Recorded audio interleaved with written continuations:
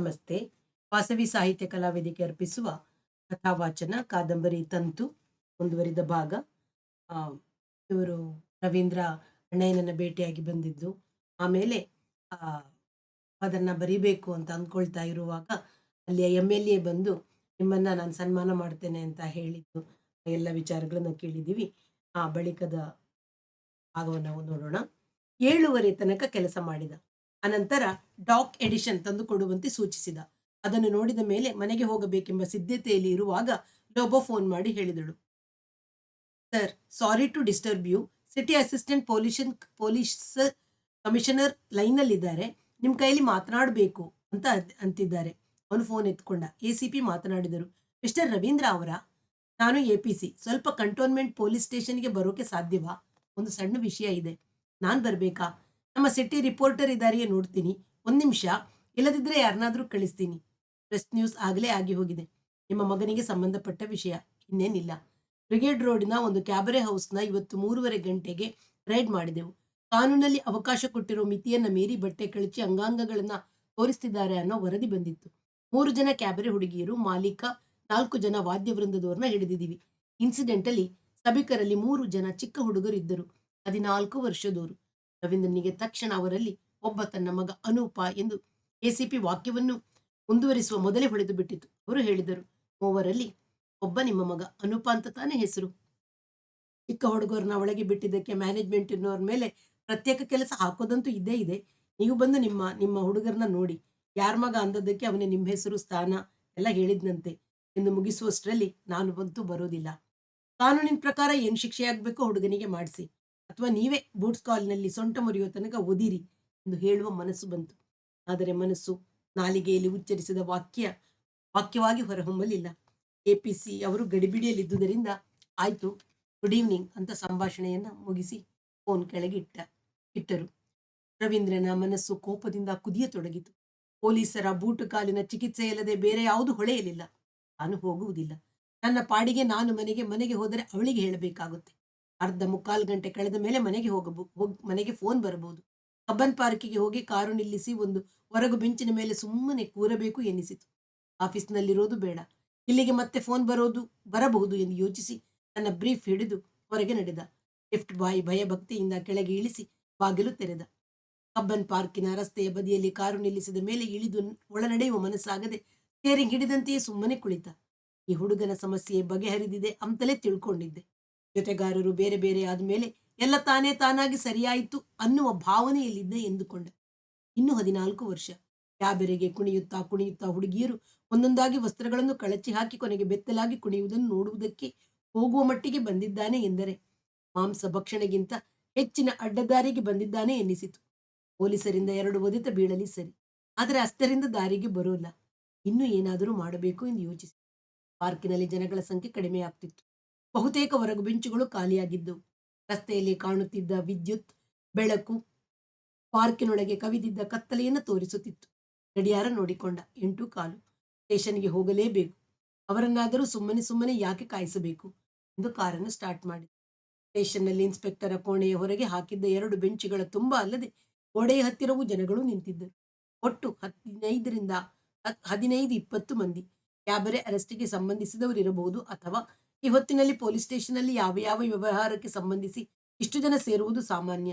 ತಾನು ನೋಡಿದ ಪಟ್ನಾ, ಜಯಪುರ ಮೊದಲಾದ ಊರುಗಳಲ್ಲಿಯೂ ಸಂಜೆಯ ವೇಳೆ ಸ್ಟೇಷನ್ಗಳಲ್ಲಿ ಸಂದರ್ಶಕರ ಸಂದಣಿ ಹೆಚ್ಚು ಎಂದು ನೆನಪು ಬಂತು. ಕರ್ನಾಟಕದಲ್ಲಿ ತಾನು ಪ್ರತ್ಯಕ್ಷ ಕಂಡಿಲ್ಲ ಎಂದುಕೊಳ್ಳುತ್ತಿರುವಾಗ ಗೋಡೆಯ ಹತ್ತಿರ ಮಾತನಾಡುತ್ತಾ ನಿಂತಿರುವ ಇಬ್ಬರು ಗಮನಕ್ಕೆ ಬಂತು.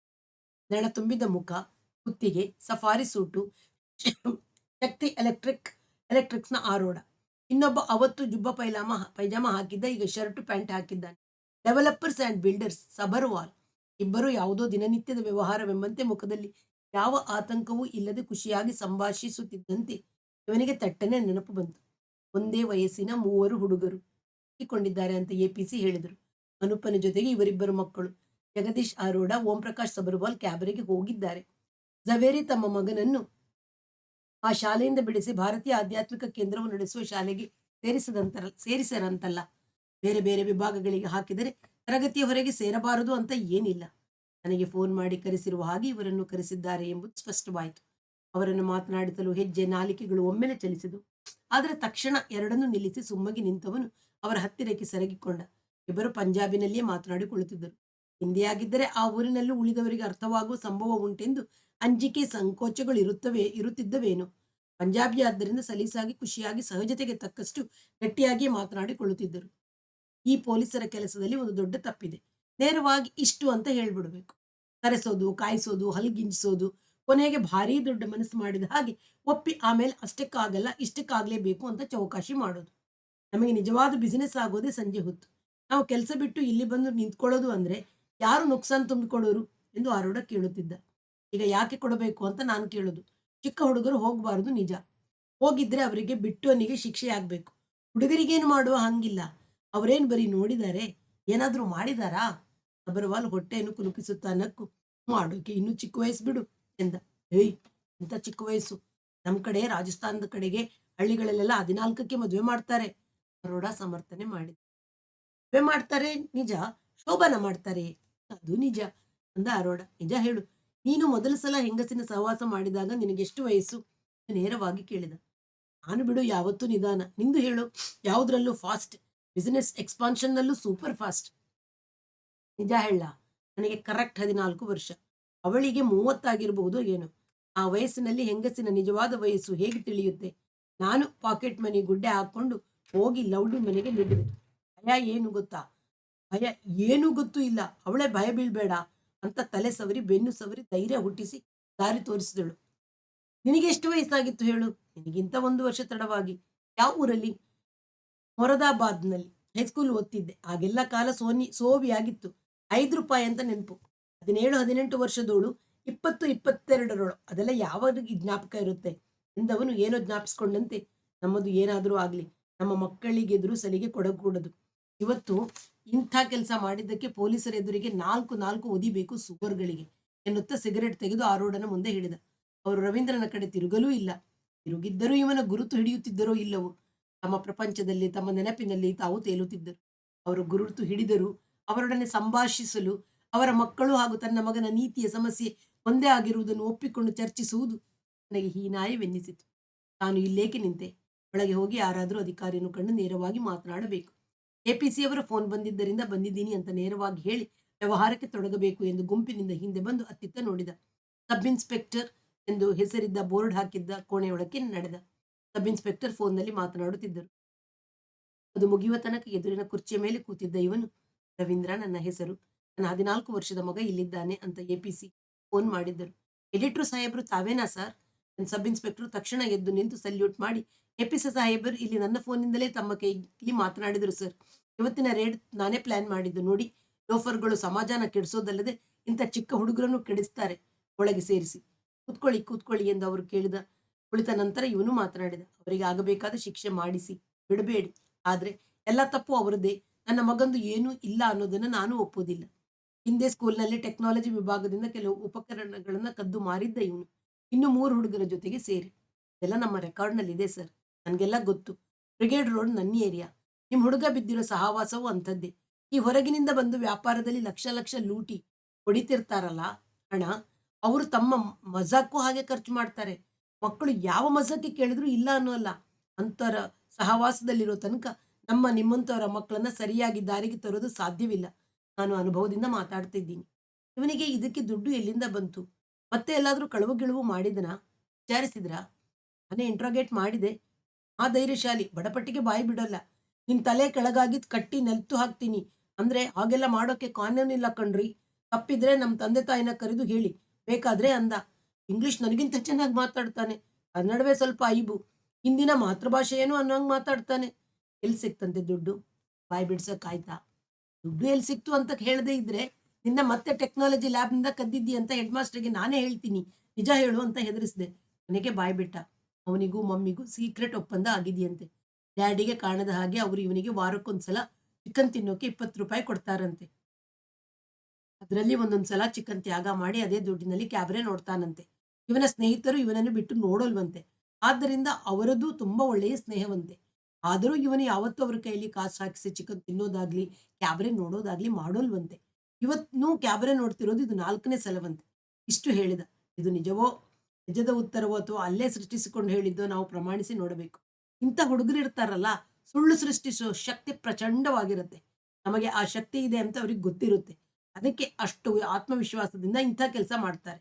ಅದಕ್ಕೆ ಸ್ಟೇಷನ್‌ನಲ್ಲಿ ಕೂಡಿ ಹಾಕಿರುವಾಗ್ಲೂ ಟೀಕೆ ಆಗೋಲ್ಲ, ಕತ್ತು ಗಿತ್ತು ಮಾಡೋಲ್ಲ.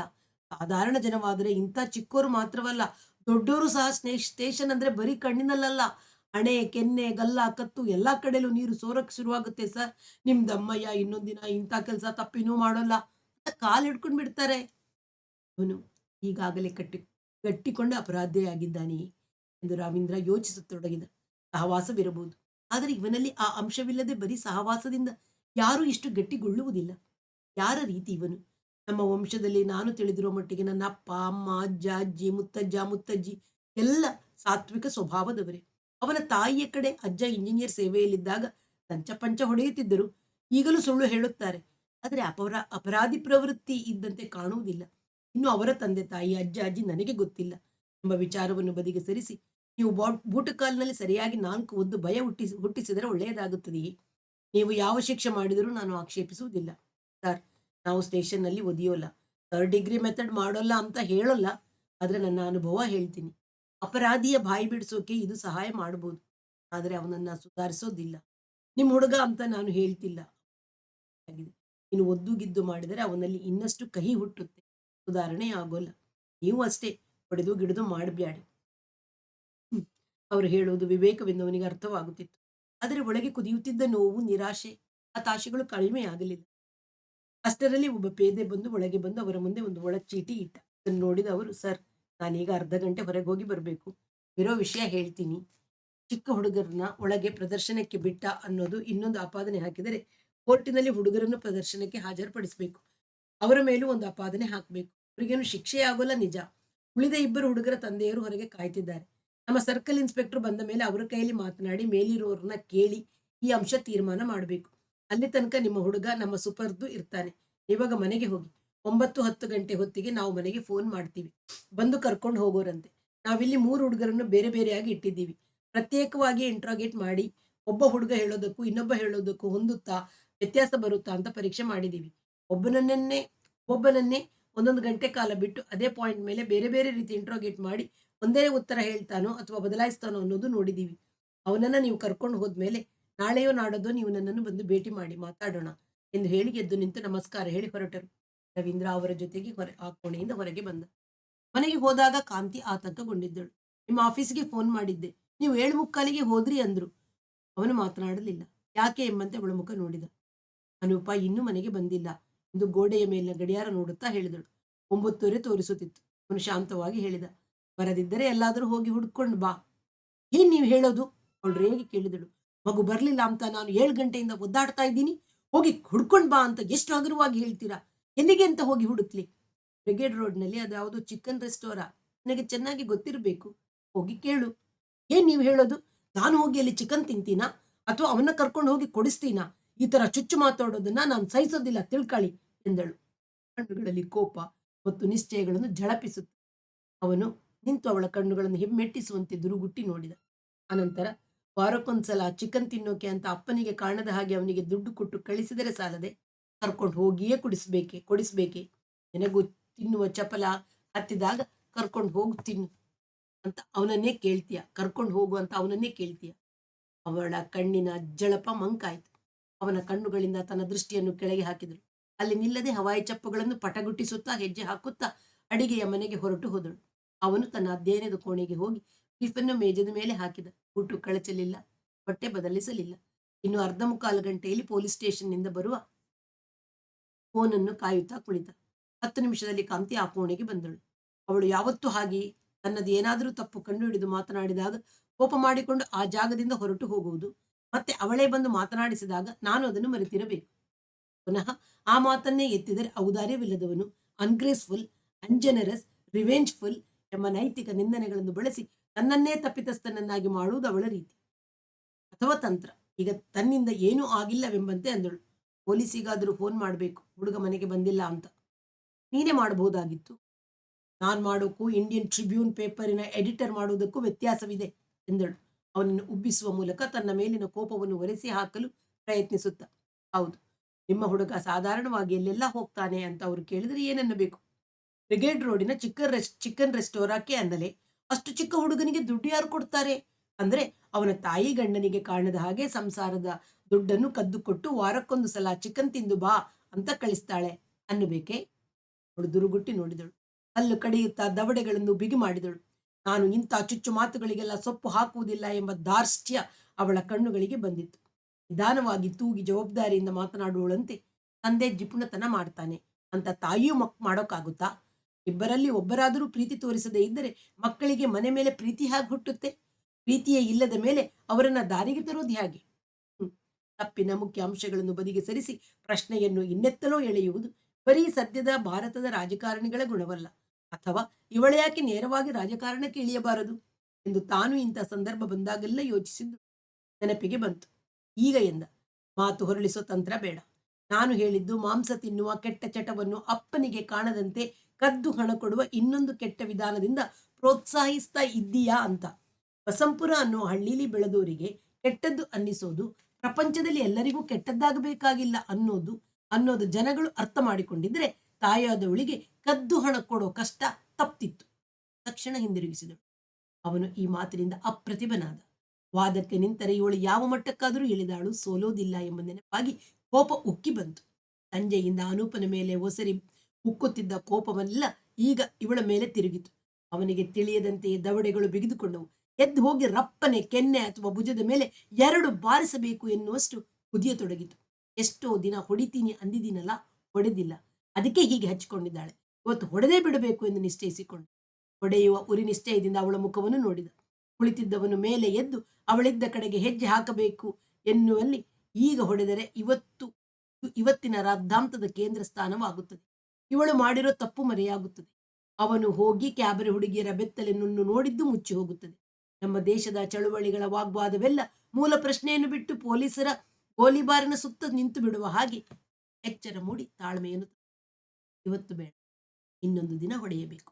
ತಗಾದೆ ಮಾಡುವ ಮನಸ್ಸಿಗೆ ಸಮಾಧಾನ ಹೇಳಿಕೊಂಡರು ಕೋಪ, ಅದರಲ್ಲೂ ನೈತಿಕ ರೊಚ್ಚು ಉಕ್ಕುವಾಗ ಹೊಡೆಯುವುದು ಸುಲಭವೇ ಹೊರತು ಮುಂದೆ ಹಾಕಿ ಇನ್ನೊಂದು ದಿನ ಜ್ಞಾಪಿಸಿಕೊಂಡು ಕೈಯೆತ್ತುವುದು ತನಗೆ ಸಾಧ್ಯವೇ ಇಲ್ಲವೆಂಬ ಸ್ವಭಾವ ಜ್ಞಾನ ಹಿಂದೆಯೇ ಬೆಳಗಿತು. ಅಷ್ಟರಲ್ಲಿ ಫೋನ್ ಬಾರಿಸಿತು. ಠಾಣೆಯದೇ ಇರಬೇಕೆಂಬ ಖಚಿತ ಭಾವನೆಯಿಂದ ತಕ್ಷಣ ಎತ್ತಿಕೊಂಡ. ಸರ್, ಆ ಇಬ್ಬರು ಹುಡುಗನ ತಂದೆಯರು ತಮ್ಮ ಸಾಹೇಬರನ್ನು ಭೇಟಿಯಾಗಿದ್ದರು. ಹುಡುಗರನ್ನ ಕೋರ್ಟಿಗೆ ಎಳೆಯೋದು ಬೇಡ ಅಂತ ಅಂಗಲಾಚಿಕೊಂಡರು. ಚಿಕ್ಕ ಮಕ್ಕಳನ್ನ ಒಳಗೆ ಬಿಟ್ಟರು ಅನ್ನೋ ಆಪಾದನೆ ಬಿಟ್ಟು ಕಾನೂನಿನ ಮಿತಿಗಿಂತ ಹೆಚ್ಚು ಪ್ರದರ್ಶನ ಮಾಡಿದರು ಅನ್ನೋ ಆಪಾದನೆ ಮೇಲೆ ಕೇಸ್ ಹಾಕೋದು ಅಂತ ನಿಶ್ಚಯವಾಯಿತು. ನೀವು ಈಗ ಬಂದು ನಿಮ್ಮ ಹುಡುಗನ ಕರ್ಕೊಂಡು ಹೋಗ್ಬೋದು. ಫೋನನ್ನು ಕೆಳಗಿಟ್ಟ. ಆಮೇಲೆ ಇವಳಿಗೆ ಏನು ಹೇಳುವುದು ಬೇಡ, ಸುಮ್ಮನೆ ಹೋಗಿ ಕರೆತರಲೆ ಎಂಬ ವಿಚಾರ ಬಂತು. ಆದರೆ ಹಾಗೆ ಮಾಡಿದರೆ ಅನಂತರ ಅವನ ತಪ್ಪನ್ನು ಇವಳು ಒಪ್ಪುವುದೇ ಇಲ್ಲ ಎಂಬ ಎಚ್ಚರ ಮೂಡಿ ಅವಳ ಕಡೆಗೆ ತಿರುಗಿ ಹೇಳಿದ, ಈಗ ಬಂದದ್ದು ಪೊಲೀಸ್ ಸ್ಟೇಷನ್ನಿಂದ ಫೋನ್. ಚಿಕನ್ಗೆ ಅಂತ ನೀನು ಕೊಡ್ತಿದ್ದ ದುಡ್ಡಿನಲ್ಲಿ ಅವನು ಅದೇ ಬ್ರಿಗೇಡ್ ರೋಡಿನ ಕ್ಯಾಬರೆ ಶೋಗೆ ಹೋಗಿ ನೋಡ್ತಿದ್ದ. ಹುಡುಗಿಯರು ಸಂಪೂರ್ಣ ನ್ಯೂಡ್ ಆಗಿ ಕುಣಿತಾರೆ ಅಂತ ವರದಿ ಬಂದು ಇವತ್ತು ಪೊಲೀಸ್ನವರು ರೇಡ್ ಮಾಡಿದಾಗ ಇವನ ಜೊತೆಗೆ ಇಬ್ಬರು ಅರೋಡಾ ಸಬರವಾಲ ಸಿಕ್ಕಿದ್ರು. ಚಿಕ್ಕ ಮಕ್ಕಳ ಒಳಗೆ ಬಿಟ್ಟ ಅಂತ ಅವನನ್ನ ಒಳಗೆ ಸಿಕ್ಕಿದ ಇವರನ್ನ ಹಿಡಿದು ಸ್ಟೇಷನ್ನಲ್ಲಿ ಕೂಡಿ ಹಾಕಿದ್ದಾರೆ. ನಾನು ಸ್ಟೇಷನ್ನಿಂದಲೇ ಮನೆಗೆ ಬಂದದ್ದು. ಆಗ ಅವಳ ಆಶ್ಚರ್ಯ ಆಘಾತಗಳಿಂದ ಸ್ತಬ್ಧಳಾದಳು. ಅವನು ಅವಳ ಮುಖದಲ್ಲಿ ಬದಲಾಗುತ್ತಿದ್ದ ರೇಖಾ ಸೂಕ್ಷ್ಮಗಳನ್ನು ಗಮನಿಸುತ್ತಿದ್ದ. 2 ನಿಮಿಷವಾದ ನಂತರ ಅಂದಳು, ತಿಳುವಳಿಕೆ ಇಲ್ಲದ ಹುಡುಗರು ದುಡ್ಡು ಕೊಡ್ತಾರೆ ಅಂತ ಈಸ್ಕೊಂಡು ಒಳಗ್ ಬಿಡ್ತಾರಲ್ಲ, ಅವ್ರನ್ನ ಅರೆಸ್ಟ್ ಮಾಡಿ ಜೈಲಿಗೆ ಹಾಕ್ಸ್ಬೇಕು, ಬಿಡ್ಕೊಡುದು. ನೀವು ಪೊಲೀಸರಿಗೆ ಹೇಳಿ, ಅದರಲ್ಲೂ ಮೇಲಿನ ಅಧಿಕಾರಿಗಳಿಗೆ ಹೇಳಿ. ನಿನ್ ಮಗಂದು ಏನು ತಪ್ಪಿಲ್ಲ ಅಂತೀಯಾ? ತಪ್ಪಿಲ್ಲ ಅಂತ ಯಾರು ಹೇಳಿದ್ರು? ಮನೆ ಕರ್ಕೊಂಡು ಬಂದು ಅವನಿಗೆ 4 ಬಾರಿಸಿ ನಾನು ಅಡ್ಡ ಬಂದ್ರೆ ಕೇಳಿ. ಆದ್ರೆ ಚಿಕ್ಕ ಮಕ್ಕಳನ್ನ ಒಳಗ್ ಬಿಡೋ ಅವನ ತಪ್ಪಿಗೆ ಜೊತೆಗೆ ಇವ್ರನ್ನ ಹೋಲಿಸಬಾರ್ದು. ಎಷ್ಟಾದ್ರೂ ಬುದ್ಧಿ ಬೆಳೆದಿಲ್ಲದ ವಯಸ್ಸು. ಅವನು ಹೊರಟ. ತಾನು ಬರುವುದಾಗಿ ಅವಳು ಹಿಂದೆ ಬಂದಳು. ಸ್ಟೇಷನ್ನಲ್ಲಿ ಅವರು ಏನ್ ಮಾಡಿರ್ತಾರೋ, ಮಗ ಹೆದರ್ಕೊಂಡಿರುತ್ತೋ ಏನೋ ಅಂದ. ಅವಳ ಮುಖದಲ್ಲಿ ಕಾತರ ಕಾಣಿಸುತ್ತಿತ್ತು. ಏನು ಗಂಡನಿಗೆ ಕಾಣದ ಹಾಗೆ ಚಿಕನ್ ತಿನ್ನೋಕೆ ಕೊಡ್ತಿದ್ದ ದುಡ್ಡಿನಲ್ಲಿ ಅವನು ಹೆಂಗಸರ ಬತ್ತಲೆ ಅಂಗಗಳನ್ನ ನೋಡಕ್ ಹೋಗಿದ್ದಾನೆ ಅನ್ನೋದನ್ನ ಪೊಲೀಸರೇ ಹೇಳಿದ್ದು. ಅವರು ಇಂಟ್ರಾಗೇಟ್ ಮಾಡಿದ ವರದಿಯಿಂದಲೇ ನನಗೆ ಸುದ್ದಿ ತಿಳಿದಿದ್ದು. ಅದ್ಯಾವ ಆದರ್ಶ ಪತ್ನಿ, ಆದರ್ಶ ಮಾತೆ ಅವಳು ಅಂತ ಅವರಿಗೆಲ್ಲ ಕುತೂಹಲ ಇರುತ್ತೆ. ವಾ, ಅವರು ಚೆನ್ನಾಗಿ ನೋಡ್ತಾರೆ ನಿನ್ನ ಎಂದ. ಅವಳು ಅಲ್ಲಿಯೇ ನಿಂತಳು. ಅವನು ಆಡಿದ ಮಾತಿಗೆ ಅವಳೊಳಗೆ ಕೋಪ ಹತ್ತಿಕೊಂಡಿತ್ತು ಎಂದು ಅವಳ ಮುಖವೇ ಹೇಳುತ್ತಿತ್ತು. ಕಾರನ್ನು ನಡೆಸಿಕೊಂಡು ಹೋಗುವಾಗ ತನ್ನ ಮಕ್ಕಳ ತಪ್ಪನ್ನು ಹೇಗಾದರೂ ಮುಚ್ಚಿ ಬೇರೊಬ್ಬರ ಮೇಲೆ ಜಾರಿಸಿ ಬಿಡುವ ತಳಕು ಜಾಣ್ಮೆ ಇವಳೊಬ್ಬಳ ಗುಣವೋ ಅಥವಾ ಎಲ್ಲ ಹೆಂಗಸರಲ್ಲೂ ಸಾಮಾನ್ಯವೋ ಎಂಬ ಪ್ರಶ್ನೆ ಅವನ ಬುದ್ಧಿಯನ್ನು ತುಂಬಿಕೊಂಡಿತು. ಬರೀ ಹೆಂಗಸರಲ್ಲ, ಗಂಡಸರಲ್ಲೂ ಉಂಟು. ಆದರೆ ಹೆಣ್ಣು ಪ್ರಾಣಿಯಲ್ಲಿ ಈ ಗುಣವು ಪರ್ಯಾಯಾಪ್ತ ವಯಸ್ಸಿನಲ್ಲಿದೆ ಎನ್ನಿಸ್ತು. ದಿಲ್ಲಿಯಲ್ಲಿ ತನ್ನ ಸಹೋದ್ಯೋಗಿ ಕಾಶ್ಮೀರಿ ಪಂಡಿತ್ ಹೇಳಿದ ಮಾತು ನೆನಪಿಗೆ ಬಂತು. ಯಾವುದೇ ವ್ಯಕ್ತಿಯ ಮನಸ್ಸನ್ನು ಗೆಲ್ಲಬೇಕಾದರೆ ಅವರನ್ನು ಹೊಗಳಬೇಡ, ಅವರ ಮಕ್ಕಳನ್ನು ಹೊಗಳು. ಅದರಲ್ಲೂ ಚಿಕ್ಕ ಮಕ್ಕಳಿದ್ದರೆ ಅವರ ಸದ್ಗುಣಗಳನ್ನು ವರ್ಣಿಸು. ನಿನ್ನ ಕೆಲಸ ಖಂಡಿತ ಆಗುತ್ತೆ. ಅವನ ಪಾಯಿಂಟ್ ಅನ್ನು ಸಾಧಿಸಿಯೇ ತೋರಿಸಿಬಿಟ್ಟ. ತಾವಿಬ್ಬರು ದಿಲ್ಲಿಯಲ್ಲಿ ಝಾನ್ಸಿಗೆ ಪ್ರಯಾಣ ಮಾಡುತ್ತಿದ್ದೆವು. ತೃತೀಯ ದರ್ಜೆ ಹೋಗಿ ತುಂಬುಳಿ ಅಂದ್ರೆ ಕೂರಲು ಅರ್ಧ ಅಂಗುಲ ಜಾಗವಿಲ್ಲ. ಎಷ್ಟು ಹೊತ್ತು ಅಂತ ನಿಲ್ಲೋಕೆ ಸಾಧ್ಯ? ನಾನು ಮೊದಲು ಜಾಗ ಮಾಡ್ಕೋತೀನಿ, ಆಮೇಲೆ ನಿನ್ಗೆ ಅರ್ಧ ಕೊಡ್ತೀನಿ ಬಾ ಎಂದು ಸರಗಿಕೊಂಡು ಇಬ್ಬರು ಚಿಕ್ಕ ಮಕ್ಕಳನ್ನು ಕೂರಿಸಿಕೊಂಡು ಪ್ರಯಾಣ ಮಾಡುತ್ತಿದ್ದ ದಂಪತಿಗಳ ಎದುರು ಹೋಗಿ ನಿಂತುಕೊಂಡ. ನಾನು ಅವನ ಹಿಂದೆಯೇ ಹೋಗಿ ನಿಂತೆ. ತುಸು ಹೊತ್ತು ಫ್ಯಾನ್ ಕಡೆಗೆ ನೋಡುತ್ತಿದ್ದ ಅವನು ಆ ಇಬ್ಬರು ಮಕ್ಕಳನ್ನು ಮಾತನಾಡಿಸತೊಡಗಿದ. ಯಾವ ನರ್ಸರಿ? ಎಲ್ಲಿಯ ತನಕ ಎಣಿಸೋಕ್ ಬರುತ್ತೆ? ತಾಜ್ ಮಹಲ್ ಕಟ್ಟಿಸಿದವನ್ ಯಾರು ಎಂಬಂತ ಅವರು ಉತ್ತರಿಸಬಹುದಾದ ಪ್ರಶ್ನೆಗಳನ್ನು ಕೇಳಿದ. ಅವರ ತಲೆ ಸವರಿದ, ಎತ್ತಿ ತಲೆ ಎದೆಗೆ ಒತ್ತಿಕೊಂಡು ನಿಂತು ಕಿವಿ ಹಿಡಿದು ಕೆನ್ನೆ ಹಿಂಡಿದ ನಂತರ ತಂದೆಯ ಕಡೆಗೆ ಬಾಗಿ, ಎಂತ ಮುದ್ದು ಮಗು, ಬರೀ ಮುದ್ದಲ್ಲ, ಬರು ಚುರುಕು ಬುದ್ಧಿ, ಕಡು ನೋಡಿದ್ರೆ ಗೊತ್ತಾಗ್ಬಿಡುತ್ತೆ ಜಿ, ನೀವು ಪುಣ್ಯವಂತರು, ನಿಜವಾಗಿಯೂ ಪುಣ್ಯವಂತರು ಎಂದು ಸೀಟಿನ ಮೇಲೆ ಕೂತಿದ್ದ ಇನ್ನೊಂದು ಮಗುವಿನ ತಲೆ ಸವರಿ ಕಿವಿ ಹಿಂಡಿ ಮಾತನಾಡಿಸಿದ. ತಂದೆ ತಾಯಿ ಇಬ್ಬರೂ ಅಷ್ಟರಲ್ಲಿ ಮಾರು ಹೋಗಿದ್ದರು. ಇವನು ಆ ಮಗುವನ್ನು ಇಳಿಸಿ ಇನ್ನೊಂದು ಮಗುವನ್ನು ಎತ್ತಿಕೊಂಡ. ತಂದೆ, ಸಾಕ್ ನಿಂತೇ ಇದ್ದೀರಲ್ಲ, ಕೂತ್ಕೊಳ್ಳಿ. ಯಾವ ಊರಿಗೆ? ಯಾವುದಾದ್ರೂ ಊರು ಸಿಕ್ಕೋ ತನಕ ರೈಲ್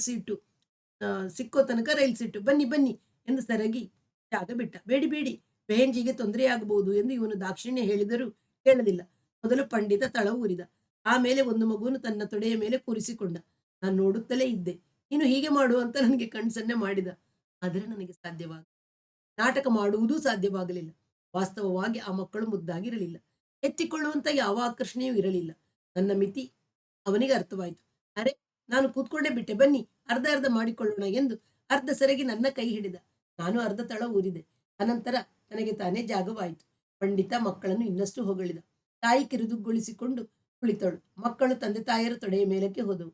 ಈ ಹೊಸಬನ ಹತ್ತಿರ ಎಷ್ಟು ಹೊತ್ತು ಇದ್ದಾವು. ಆರೋಡ ಸಬರವಾಲರ್ ಇಷ್ಟರಲ್ಲಿ ಸ್ಟೇಷನ್ನಲ್ಲಿ ಇರುತ್ತಾರೆ. ಮನೆಗೆ ಹೋಗಿರುವುದೇ ಇಲ್ಲ, ಅಲ್ಲೇ ಇರ್ತಾರೆ, ಅಥವಾ ಮಕ್ಕಳನ್ನ ಕರ್ಕೊಂಡು ಹೋಗಿರ್ತಾರೆ. ತಲಾ 1,000 ಕೊಟ್ಟಿರಬಹುದೇ? ಗೊತ್ತಿಲ್ಲ. ಇವೆಲ್ಲ ಊಹೆಯ ಲೆಕ್ಕ. ಒಟ್ಟಿನಲ್ಲಿ ತಮ್ಮ ಮಕ್ಕಳ ಮೇಲೆ ಕೇಸ್ ದಾಖಲಾಗುವುದು ಬೇಡವಾಗಿತ್ತು. ಆ ವಯಸ್ಸಿನಲ್ಲಿ ತಾವು ಮಾಡಿದ್ದ ಕೆಲಸ ತಾನೇ ಈಗ ಹುಡುಗರು ಮಾಡಿರೋದು. ಈ ಹುಡುಗರು ಬರೀ ನೋಡಿದ್ದಾರೆ ಅಥವಾ ಮಾಡಿದ್ದಾರೆ. ತಾವು ಮಾಡಿ ಮುಗಿಸಿದ್ದೆವು ಅಂತ ಇಬ್ರು ಅಪ್ಪಂದಿರು ಮಾತಾಡ್ಕೊಂಡ್ರಲ್ಲ, ಆದ್ದರಿಂದಲೇ ಇರಬೇಕು. ಇದು ಎಲ್ಲ ಮಾಡುವ ಸರ್ವೇ ಸಾಧಾರಣ ಕೆಲಸ ಅಂತ ಶಾಂತವಾಗಿದ್ದರು. ಇಷ್ಟೊಂದು ಒಳಗೆ ಕುದಿತಿರೋನು ನಾನು ಮಾತ್ರ. ಶುದ್ಧ ಜೀವನ ನಡೆಸೋನಿಗೆ ಭಾವನಾ ಶಕ್ತಿ ಕಡಿಮೆ, ಕ್ಷಮಾಶೀಲತೆಯೂ ಕಮ್ಮಿ, ನಿರ್ಣಯ ಬುದ್ಧಿ ಕಠಿಣ ನಿಯಮಗಳಿಂದ ತೂಗೋದೇ ಹೆಚ್ಚು. ನಾನೇ ವಿಸಾಧಾರಣ ಮನುಷ್ಯನು ಎಂದು ತನಗೆ ತಾನು ಕೇಳಿಕೊಂಡ. ಪ್ರೀತಿ ಮಾರ್ಧವತೆಗಳನ್ನು ಸಾಕಷ್ಟು ಪಡೆದಿದ್ದೀನಿ. ಅಜ್ಜಿಯ ಮಾರ್ಧವತೆಗಿಂತ ಪ್ರಪಂಚದಲ್ಲಿ ಇನ್ನೇನಿದೆ? ಅಜ್ಜ ಕಠಿಣ ಮನುಷ್ಯರಂತೂ ಅಲ್ಲ. ಅಪ್ಪನಲ್ಲಿ ಮಾರ್ಧವತೆಯೂ ಕಮ್ಮಿ, ಭಾವನೆಯೂ ಕಮ್ಮಿ. ಆದರೆ ಎಂದು ಕಠಿಣರಲ್ಲ, ಕ್ರೂರಿಯಲ್ಲ. ಉಪೇಕ್ಷೆ, ಅಡ್ಡ ಹಾದಿ, ಅಡ್ಡ ಆಲೋಚನೆಗಳ ಉದಾಹರಣೆ ನನಗೆ ಬಾಲ್ಯದಲ್ಲಿ ಸಿಕ್ಕಲೇ ಇಲ್ಲ. ಜಗನ್ನಾಥ್, ನೀನ್ ಹೇಳು, ಈ ದೇಶದಲ್ಲಿ ಪ್ರಜಾಪ್ರಭುತ್ವದ ನಡಾವಳಿಕೆಗಳು ಬೇರು ಬಿಟ್ಟಿಲ್ಲ. ಬೇರು ಬಿಡುವ ಹಾಗೆ ಬೆಳೆಸುವ ಮಹಾನ್ ಐತಿಹಾಸಿಕ ಜವಾಬ್ದಾರಿ ನಮ್ಮ ನಾಯಕರ ಮೇಲಿದೆ. ಆಕೆ ಇಂಗ್ಲೆಂಡ್ ಅಮೆರಿಕಗಳ ಸಂಸ್ಕೃತಿಯನ್ನು ಹೀರಿಕೊಂಡವಳು, ಸಾಮಾನ್ಯಳೇನಲ್ಲ. ಹಾಗಿದ್ದು ತನ್ನ ಮಗನಿಗೆ ಪಟ್ಟ ಕಟ್ಟುವ ಸನ್ನಾಹವನ್ನೇ ಯಾಕೆ ಮಾಡ್ತಿದ್ದಾಳೆ?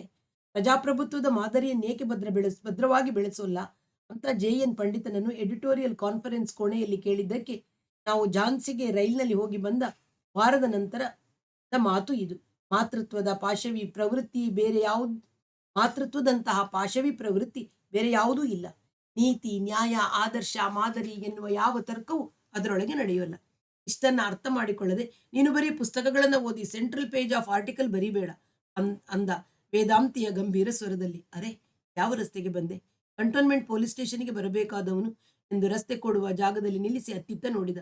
ಡ್ರೈವ್ ಮಾಡುವಾಗ ಮನಸ್ಸು ರಸ್ತೆಯ ಮೇಲೆ ಮಾತ್ರ ಇರಬೇಕು ಎಂಬ ನಿಯಮದ ನೆನಪಾಗಿ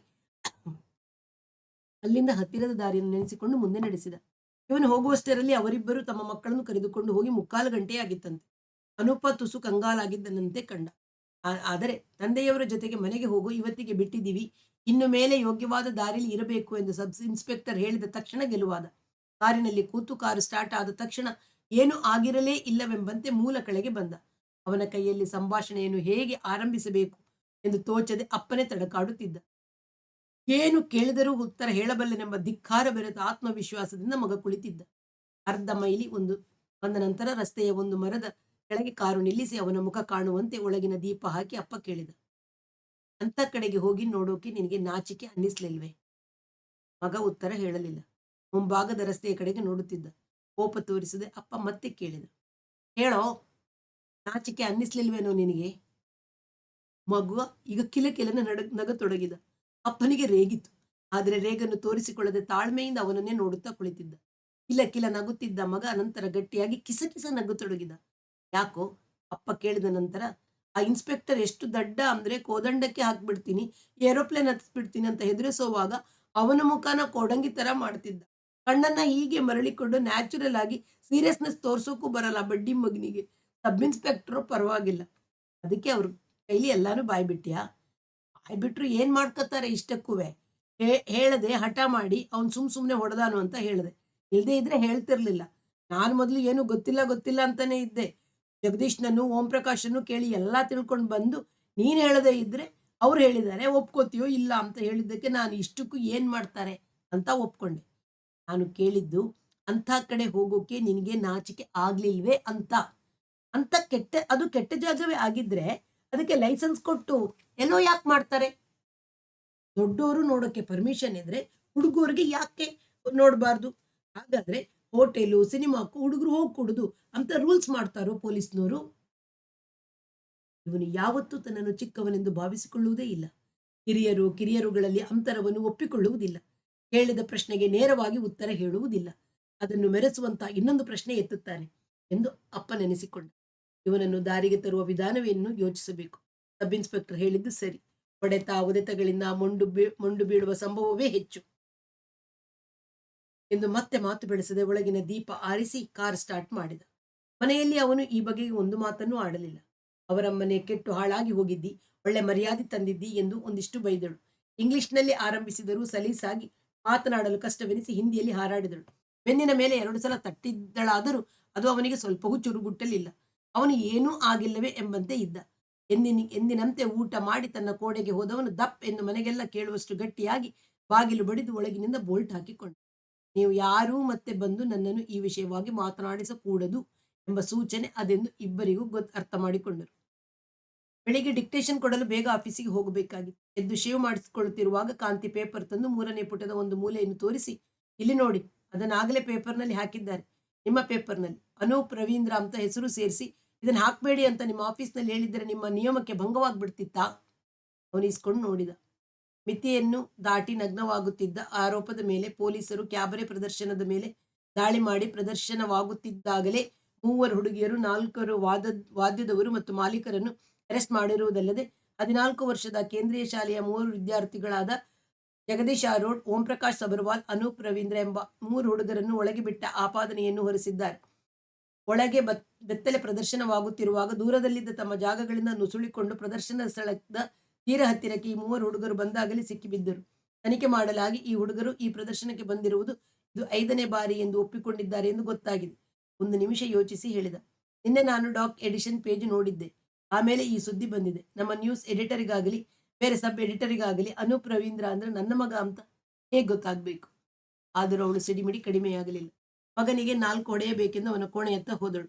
ಆದರೆ ಅವನು ಬೋಲ್ಟ್ ತೆಗೆದಿರಲಿಲ್ಲ. ರವೀಂದ್ರ ಸ್ನಾನಕ್ಕೆ ಹೋದ. ನಗರದಿಂದ ಪ್ರಕಟವಾಗುವ ಇತರ ಇಂಗ್ಲಿಷ್ ಹಾಗೂ ಕನ್ನಡ ಪತ್ರಿಕೆಗಳು ಬಂದವು. ಎಲ್ಲ ಪತ್ರಿಕೆಗಳು ಈ ಸುದ್ದಿಯನ್ನು ಹಾಕಿದ್ದವು. ಅಷ್ಟು ಸಾಲದೆ 2 ಕನ್ನಡ ಪತ್ರಿಕೆಗಳು ಈ 3 ಹುಡುಗರ ಫೋಟೋವನ್ನು ಮುದ್ರಿಸಿದ್ದವು. ಎಲ್ಲಿ ಸಿಕ್ಕಿತು ಇವರಿಗೆ ಈ ಫೋಟೋ? ಪೊಲೀಸ್ನವರು ಇದಕ್ಕೆ ಹೇಗೆ ಅವಕಾಶ ಕೊಟ್ಟರು? ಪೊಲೀಸ್ನವರ ಮೇಲೆ, ಆ ಪೇಪರ್ನವರ ಮೇಲೆ ಮಾನನಷ್ಟ ಮೊಕದ್ದಮೆ ಹಾಕಬೇಕು ಎಂದು ಅವಳು ಸಿಡಿಮಿಡಿಗೊಳ್ಳತೊಡಗಿದಳು. ಸ್ನಾನ ಮಾಡಿ ಬಂದ ಅವನಿಗೆ ಎಲ್ಲವನ್ನೂ ತೋರಿಸಿದಳು. ಸುದ್ದಿ ಎಲ್ಲ ಪತ್ರಿಕೆಗಳಲ್ಲೂ ಬಂದದ್ದಕ್ಕೆ ಅವನಿಗೆ ಆಶ್ಚರ್ಯವಾಗಿರಲಿಲ್ಲ.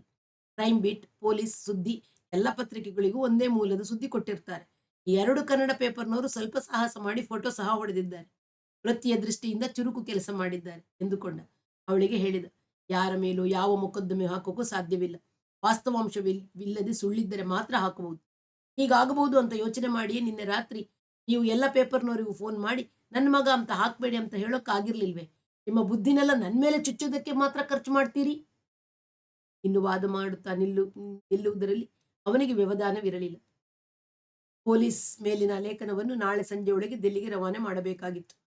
ಬೇಗ ಚಹಾ ಕೊಡು ಎಂದು ಹೇಳಿ ಬಟ್ಟೆ ಹಾಕಿಕೊಳ್ಳಲು ಹೋದ. ಅನುಪನ ವಿಷಯದಲ್ಲಿ ಅವನು ಮತ್ತೆ ಮನೆಯಲ್ಲಿ ಹೆಂಡತಿಯೊಡನೆ ಮಾತನಾಡಲಿಲ್ಲ. ಅವನೊಡನೆಯೂ ಆಡಲಿಲ್ಲ. ಪೊಲೀಸ್ ಕುರಿತ ಲೇಖನವನ್ನು ಸಮಾಪ್ತಿ ಮಾಡುವಾಗ ತಾನು ಭಾವಿಯಾಗಿ ಆಲೋಚಿಸಿದ ಒಂದು ಅಂಶ ತನಗೆ ತಾನೇ ಹರಿದು ಬಂತು. ನಮ್ಮ ಪೊಲೀಸರು ನಮ್ಮ ಸಮಾಜದ ಒಂದು ಅಂಗ. ನಮ್ಮಲ್ಲಿ ಸಾಮಾನ್ಯವಾಗಿಲ್ಲದ ಗುಣಗಳನ್ನು ಅವರಲ್ಲಿ ನಿರೀಕ್ಷಿಸುವುದು, ನಮ್ಮಲ್ಲಿ ಸಾಮಾನ್ಯವಾಗಿರುವ ಅವಗುಣಗಳು ಅವರಲ್ಲಿ ಇರಬಾರದು ಎನ್ನುವುದು ಯಥಾರ್ಥವಾಗುವುದಿಲ್ಲ. ಲೇಖನವನ್ನು ಮುಗಿಸಿ ಕಳಿಸಿದ ನಂತರ ಅನೂಪನ ಸಮಸ್ಯೆಯನ್ನು ಬೇರೊಂದು ಸ್ತರದಲ್ಲಿ ಆಲೋಚಿಸತೊಡಗಿದ.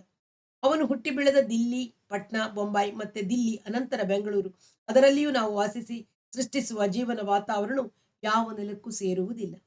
ಯಾವ ನೆಲಕ್ಕೂ ಸೇರದ ಕೇಂದ್ರೀಯ ಶಾಲೆ, ಯಾವ ನೆಲಕ್ಕೂ ಸೇರದ ಇಂಗ್ಲಿಷ್ ಭಾಷೆ, ಇತರ ಭಾಷೆಗಳವರ ಮನಸ್ಸಿನ ಬೇರನ್ನು ತಟ್ಟದ ಹಿಂದಿ, ಎಲ್ಲೆಲ್ಲೂ ಬಳಕೆಯಲ್ಲಿರುವ Coca Cola, ice cream, cabaret, ಇವುಗಳೊಳಗಿಂದ ಯಾವ ಉತ್ತಮ ಜೀವನ ವಿಧಾನವು ಮೊಳೆತು ಬೆಳೆಯುವುದು ಸಾಧ್ಯ?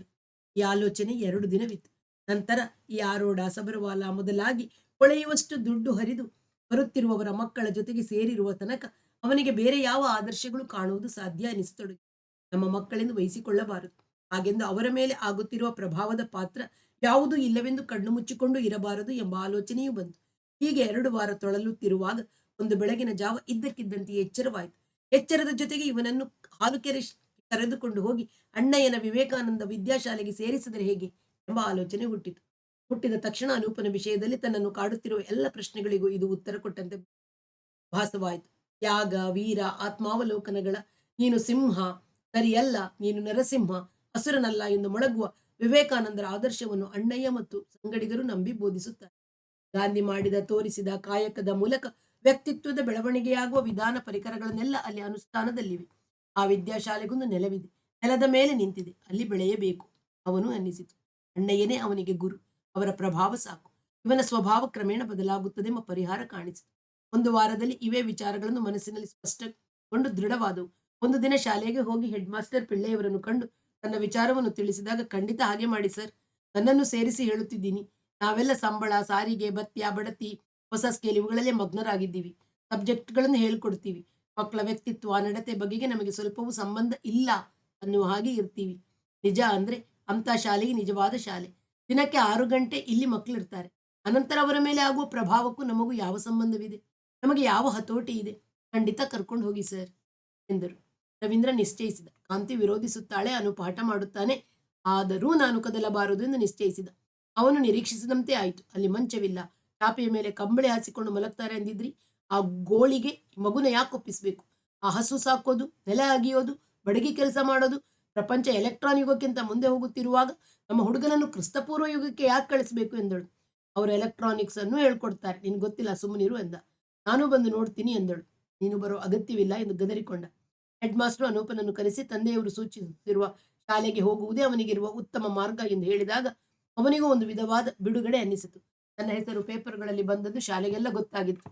ಕನ್ನಡ ಪತ್ರಿಕೆಗಳಲ್ಲಿ ಬಂದ ಫೋಟೋವನ್ನು ಕೆಲವು ಹುಡುಗರು ತಂದು ನೋಟಿಸ್ ಬೋರ್ಡಿಗೆ ಅಂಟಿಸಿದ್ದರಿಂದ ಎಲ್ಲರೂ ಮಾತನಾಡಿಕೊಳ್ಳುವಂತಾಗಿತ್ತು.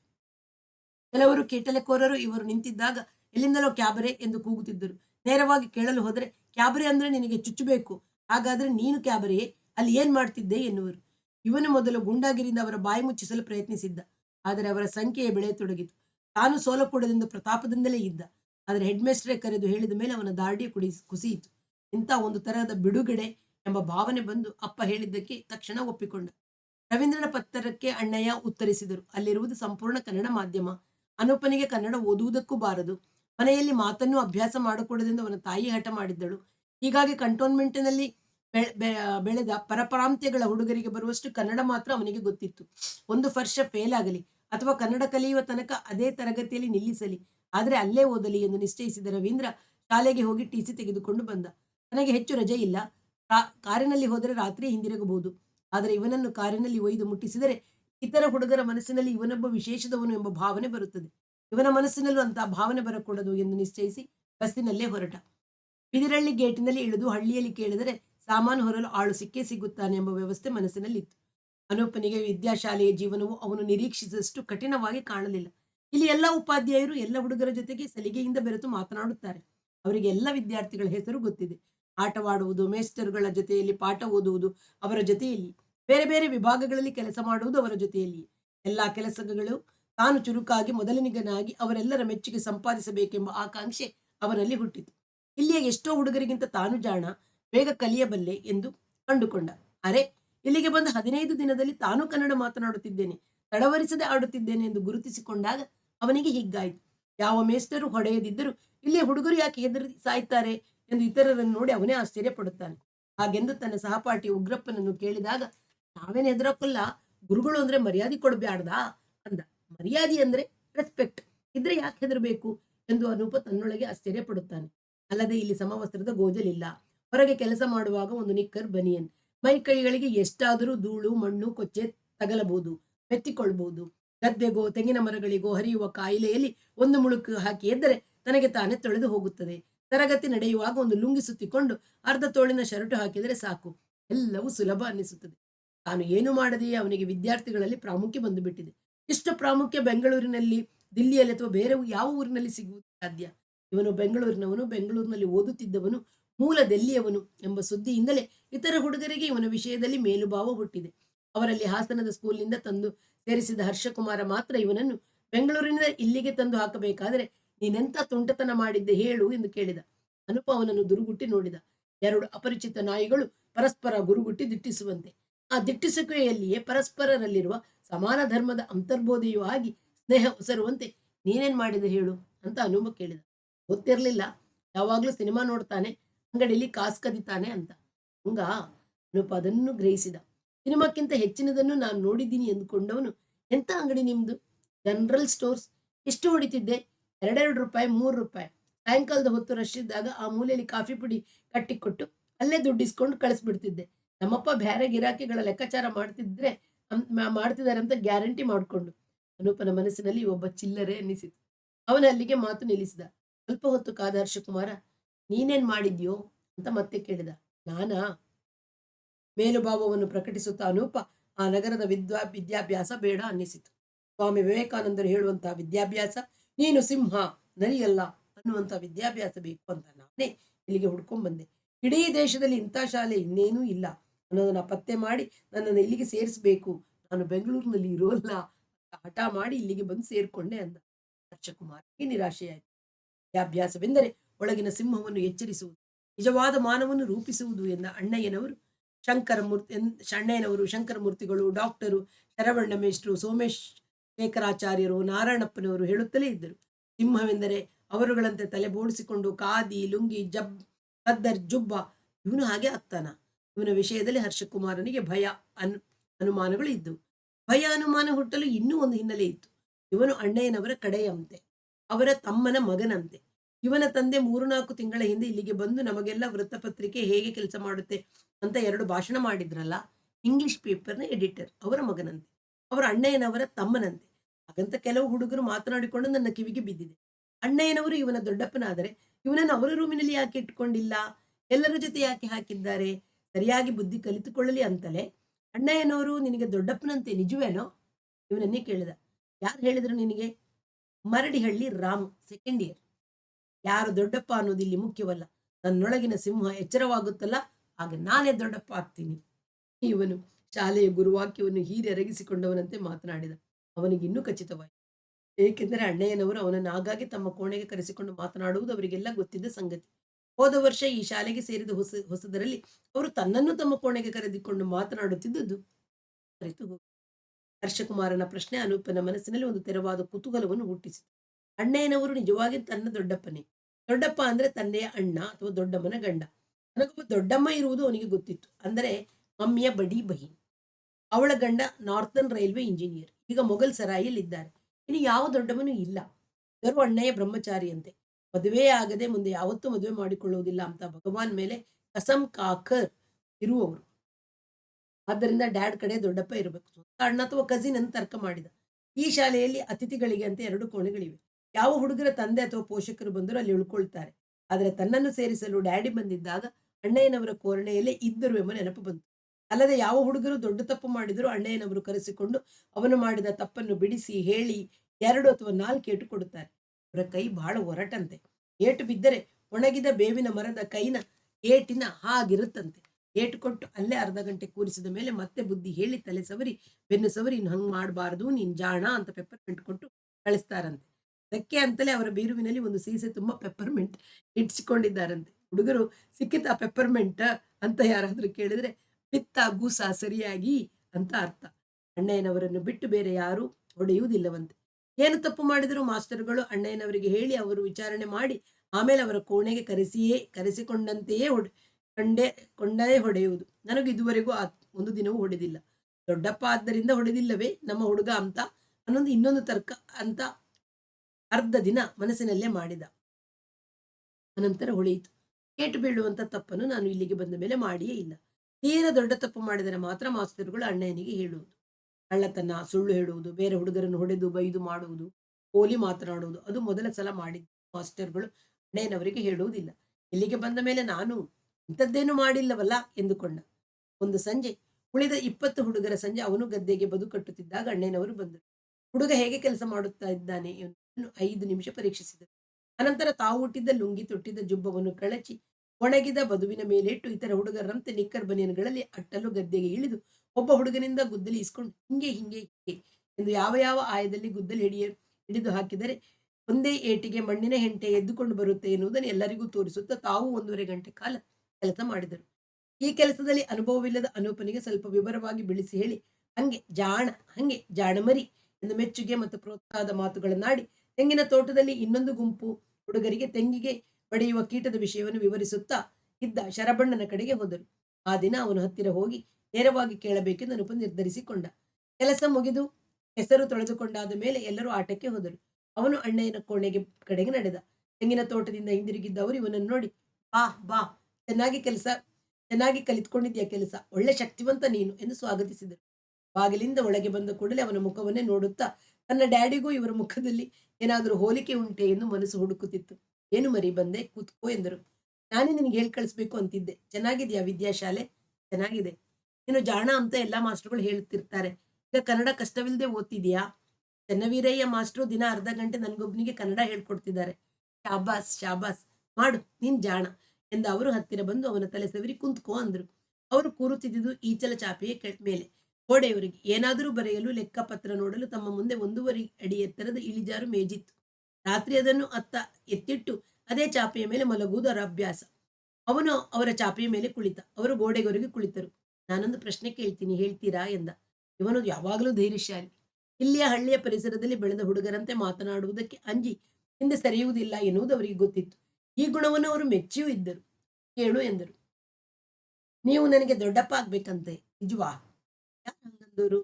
ನನ್ನ ಜೊತೆ ಹುಡುಗರು ಹಾಗೆ ತಿಳ್ಕೊಂಡಿದ್ದಾರೆ. ಹೌದಾ? ಆಶ್ಚರ್ಯದಿಂದ ಕೇಳಿದರು. ಮನಸ್ಸು ಈ ಭಾವನೆಯು ಹೇಗೆ ಹುಟ್ಟಿ ಬೆಳೆಯಿತು ಎಂದು ಕುತೂಹಲ ತಾಳಿತು. ಅಂತರ್ಮುಖಿಯಾಗಿ ಅದನ್ನೇ ಯೋಚಿಸುತ್ತಾ ಮೌನಿಯಾದರು. ನೆನಪು ಬಂತು. ಗೋಡೆಯ ಮೇಲಿರುವ ಫೋಟೋದಲ್ಲಿರುವ ಅಜ್ಜ ಅಜ್ಜಿಯರು ಹೇಗೆ ನಿಜವಾದ ಅಜ್ಜ ಅಜ್ಜಿಯರಿಗಿಂತ ಹೆಚ್ಚಾಗಿ ಸಹಾಯ ಮಾಡಿದರು ಎಂಬುದನ್ನು ತಾವು ಆಗಾಗ ಸಹೋದ್ಯೋಗಿಗಳಿಗೆ ಹೇಳಿರುವುದುಂಟು. ಯಾವಾಗಲಾದರೂ ಒಮ್ಮೆ ಮನಸ್ಸು ಅತ್ತ ಹರಿದಾಗ ಅವರ ಉಪಕಾರವನ್ನು ಸ್ಮರಿಸಿ ಯಾರಾದರಲ್ಲೊಬ್ಬರ ಕೈಲಿ ಮಾತನಾಡಿದರೆ ಈಗಲೂ ನೆಮ್ಮದಿ ಸಿಗುತ್ತೆ. ಹೀಗಾಗಿ ಈ ವಿಷಯ ಇಲ್ಲಿರುವ ಎಲ್ಲ ಸಹೋದ್ಯೋಗಿಗಳಿಗೂ ಗೊತ್ತಿದೆ. ಹಾಗೆ ನೋಡಿದರೆ ಇಂಥ ವಿದ್ಯಾಶಾಲೆಯನ್ನು ಕಟ್ಟಲು ಆ ಅಜ್ಜನೇ ಪರ್ಯಾಯ ಪ್ರೇರಣೆ ಎಂಬುದು ಅವರಿಗೆ ಗೊತ್ತಿದೆ. ಕಳೆದ ಸಲ ರವೀಂದ್ರ ಬಂದಿದ್ದಾಗ ಅವರು ಈ ಅಜ್ಜ ಅಜ್ಜಿಯ ಮೊಮ್ಮಗನೆಂದು ತಾವೇ ಪರಿಚಯ ಮಾಡಿದುದು ನೆನಪಾಯಿತು. ಹೀಗೆ ವಾವೆಯನ್ನು ಜೋಡಿಸಿ ಯಾರೋ ಮಾಸ್ಟರು ಅಥವಾ ಬ್ರಹ್ಮಚಾರಿ ಮಾಸ್ಟರು ಈ ಮಾತನ್ನು ಎಲ್ಲೋ ಆಡಿ ಹುಡುಗರಲ್ಲಿ ಹಬ್ಬಿದೆ ಎಂದು ಅರ್ಥ ಮಾಡಿಕೊಂಡರು. ವಾಸ್ತವವಾಗಿ ಈ ಶಾಲೆಯಲ್ಲಿ ಸಹೋದ್ಯೋಗಿಗಳಲ್ಲಿ ಭಾವನಾ ಸಂಬಂಧವು ಹುಟ್ಟಿನ ಸಂಬಂಧಕ್ಕಿಂತ ಹೆಚ್ಚು ಗಟ್ಟಿಯಾಗಿದೆ. ಇಲ್ಲಿ ಓದುವ ಮಕ್ಕಳಲ್ಲೂ ಅದು ಹಾಗೆಯೇ ಬೆಳೆಯಬೇಕು ಎನ್ನುವುದು ತಮ್ಮೆಲ್ಲರ ಗುರಿ ಎಂಬ ಅಂಶ ಮನಸ್ಸಿಗೆ ಬಂದಾಗ ತಾನು ರವೀಂದ್ರನಿಗೆ ಅಣ್ಣನೆಂದು ಮುಂದಿನ ಹೆಜ್ಜೆಯಾಗಿ ಇವನಿಗೆ ದೊಡ್ಡಪ್ಪನೆಂದು ಕಲ್ಪಿಸಿದ್ದರೆ ಸಹಜವೇ ಎಂದುಕೊಂಡರು. ಅನುಪ ನಿಜವಾದು ಎಂದು ಕೇಳಿದ್ದಕ್ಕೆ ಇರುವ ವಿಷಯವನ್ನು ವಿವರಿಸಿ ಹೇಳಬೇಕೆಂದು ಅವರು ಮನಸ್ಸಿನಲ್ಲಿ ಮಾಡಿಕೊಂಡರು. ಆದರೆ ಇವನನ್ನು ಇಲ್ಲಿ ಬಿಡುವಾಗ ರವೀಂದ್ರ ತಮ್ಮ ಕೈಯಲ್ಲಿ ಹೇಳಿದ್ದ ಎಚ್ಚರಿಕೆ ನೆನಪಿಗೆ ಬಂತು. ಅನೂಪ ಎಂತಹ ಸನ್ನಿವೇಶವನ್ನು ತನ್ನ ಪ್ರಯೋಜನಕ್ಕೆ ತಿರುಗಿಸಿಕೊಳ್ಳುವ ತಂತ್ರಶಕ್ತಿಯ ಹುಡುಗ. ನೀನು ಅವನಿಗೆ ವಿಶೇಷವಾದ ಭಾವನೆ ಅಥವಾ ಸಲಿಗೆಯನ್ನು ಸ್ವಲ್ಪವಾದರೂ ತೋರಿಸಿದೆಯೋ ಅದನ್ನು ಅವನು ದುರುಪಯೋಗ ಪಡಿಸಿಕೊಳ್ಳದೆ ಬಿಡುವುದಿಲ್ಲ. ಆದ್ದರಿಂದಲೇ ಇದುವರೆಗೆ ಇವನನ್ನು ಇತರ ಹುಡುಗರಿಗಿಂತ ಸ್ವಲ್ಪವೂ ಹತ್ತಿರಕ್ಕೆ ಸೇರಿಸಿಲ್ಲ. ಇವನ ಪ್ರಗತಿ ಉತ್ತಮವಾಗಿದೆ ಅನ್ನುವ ವರದಿ ಬರುತ್ತಿದೆ. ನಾನು ಗಮನಿಸುತ್ತಿದ್ದೀನಿ ಎಂಬ ಅಂಶ ಮನಸ್ಸಿಗೆ ಬಂತು. ಇನ್ನು ಮೇಲೂ ಹೀಗೇ ಇಡಬೇಕೆ ಎಂದು ಯೋಚಿಸಿದರು. ಯಾಕೋ ಅದು ಸರಿಯಲ್ಲ ಎನ್ನಿಸಿತು. ಇರುವ ಭಾವನೆಯನ್ನು ಅದು ಬಿಡಬಾರದು. ಅದನ್ನು ಚಾರಿತ್ರ್ಯದ ಬುನಾದಿ ಆಗುವಂತೆ ಗಟ್ಟಿಯಾಗಿ ಬೆಳೆಸಬೇಕು. ಹೌದು, ಇವನ ಮುತ್ತಜ್ಜಿಯರಿಗೂ ನನಗೂ ಇರುವ ಸಂಬಂಧ ವಿವರಿಸಬೇಕು. ಯಾವ ಹುಟ್ಟಿನ ಸಂಬಂಧವೂ ಇಲ್ಲದೆ ಅವರು ಎಂತಹ ದೊಡ್ಡ ಭಾವ ಸಂಬಂಧವನ್ನು ಬೆಳೆಸಿದರು, ಅವರು ಎಂತಹ ಜೀವನವನ್ನು ಬಾಳಿದರು, ಅವರು ಎಷ್ಟು ಉದಾರಿಗಳಾಗಿದ್ದರು ಎಂಬ ಚಿತ್ರವನ್ನು ಹುಡುಗನ ಮನಸ್ಸಿನಲ್ಲಿ ಅಚ್ಚೊತ್ತಬೇಕು. ಇದು ಮಾತ್ರವಲ್ಲ, ಊರಿನಲ್ಲಿ ಅವರು ಕಟ್ಟಿಸಿಕೊಟ್ಟ ಆಸ್ಪತ್ರೆಯನ್ನು ತೋರಿಸಿ ಹೇಳಬೇಕು. ಇಂಥ ಮುತ್ತಜ್ಜ ಮುತ್ತಜ್ಜಿಯರ ಮೊಮ್ಮಗ ನೀನು, ಸಾಧಾರಣದವನಲ್ಲ. ಆ ಗುಣದ ರಕ್ತ ನಿನ್ನ ನಾಳಗಳಲ್ಲಿ ಹರಿಯುತ್ತಿದೆ ಎನ್ನಬೇಕು. ವಿವೇಕಾನಂದರು ಹೇಳಿದುದೇನು? ನಿನ್ನೊಳಗಿನ ಮಾನವನು ಜಾಗೃತನಾಗಬೇಕು. ರಾಜಕುಮಾರನಾದ ಶಿಶುವು ಕಾಡಿನಲ್ಲಿ ಬೆಳೆದು ಹೋಯಿತಂತೆ. ಅದನ್ನು ಕಾಡು ಜನಾಂಗದವರು ಎತ್ತಿಕೊಂಡು ಸಾಕಿ ಬೆಳೆಸಿದರಂತೆ. ರಾಜಕುಮಾರನು ತಾನು ಕಾಡು ಮನುಷ್ಯನೆಂದೇ ಭಾವಿಸಿಕೊಂಡಿದ್ದನಂತೆ. ಕೊನೆಗೊಬ್ಬ ಮಾರ್ಗದರ್ಶಕ ಸಿಕ್ಕಿ ಅವನಿಗೆ ಹೇಳಿದನಂತೆ, ನೀನು ರಾಜಕುಮಾರ, ಈ ಸ್ಥಿತಿಯಲ್ಲಿ ಯಾಕಿದ್ದೀಯಾ? ಎಷ್ಟು ಜನ ಹುಡುಗರಿಗೆ ಈ ಸಂಸ್ಕಾರವಿದೆ, ಮನಸ್ಸಿನ ಈ ಮಾದರಿಯ ಅನುಕೂಲವಿದೆ. ಸಹೋದರೇಗೌಡರ ಮಕ್ಕಳಿಗೆ, ವೆಂಕಟ ಸುಬ್ಬಯ್ಯನವರ ಮರಿಮಗನಿಗೆ ಇರುವ ನೈತಿಕ ಪ್ರೇರಣೆಯ ಅಂಶವನ್ನೇಕೆ ಮುಚ್ಚಿಡಬೇಕು ಎಂದುಕೊಂಡರು. ನಾನು ನಿನಗೆ ದೊಡ್ಡಪ್ಪ ಆಗಿರೋದು ಹ್ಯಾಂಗ ಅಂತ ಹೇಳ್ತೀನಿ ಕೇಳು ಎಂದು ಕುಳಿತಿದ್ದವರು ಬಾಗಿ ಅವನ ನೆತ್ತಿಯನ್ನು ಪ್ರೀತಿಯಿಂದ ಸವರಿ ಅವನ ಮುತ್ತಜ್ಜಿ ಮುತ್ತಜ್ಜನ ಪಾತ್ರವನ್ನು ವರ್ಣಿಸತೊಡಗಿದರು. ಅವರು ವಿವರವಾಗಿ ಚಿತ್ರ ಕಟ್ಟಿಕೊಟ್ಟರು. ನಡುವೆ ಸಹೋದರೇಗೌಡರ ಜೀವನ ಚಿತ್ರವನ್ನು ಹೇಳುವ ಮನಸ್ಸು ಬಂತು. ಅದನ್ನು ಇನ್ನೊಂದು ದಿನ ಅಷ್ಟೇ ವಿವರವಾಗಿ ಹೇಳಬೇಕೆಂದು ಈ ದಿನ ಇಷ್ಟಕ್ಕೆ ಚೌಕಟ್ಟು ಹಾಕಿಕೊಂಡು, ಹೇಗೆ ಅವನ ಮುತ್ತಜ್ಜ ಮುತ್ತಜ್ಜಿಯರು ಎಲ್ಲರಿಗೂ ಅಜ್ಜ ಅಜ್ಜಿಯರಾಗುವಷ್ಟು ದೊಡ್ಡವರಾಗಿ ಬಾಳಿದರು ಎನ್ನುವುದನ್ನು ಮನಗಾಣುವಂತೆ ಹೇಳಿ ಮುಗಿಸುವ ಹೊತ್ತಿಗೆ ರಾತ್ರಿ ಊಟದ ಗಂಟೆ ಹೊಡೆದಿತ್ತು. ಮುಂದಿನ ಭಾಗವನ್ನು ಇನ್ನೊಮ್ಮೆ ಕೇಳೋಣ. ಅಲ್ಲಿಯವರೆಗೆ ಎಲ್ಲರಿಗೂ ಪ್ರೀತಿಯ ನಮಸ್ಕಾರ. ವಾಸವಿ ಸಾಹಿತ್ಯ ಕಲಾವೇದಿಕೆ ಸುಳ್ಯ.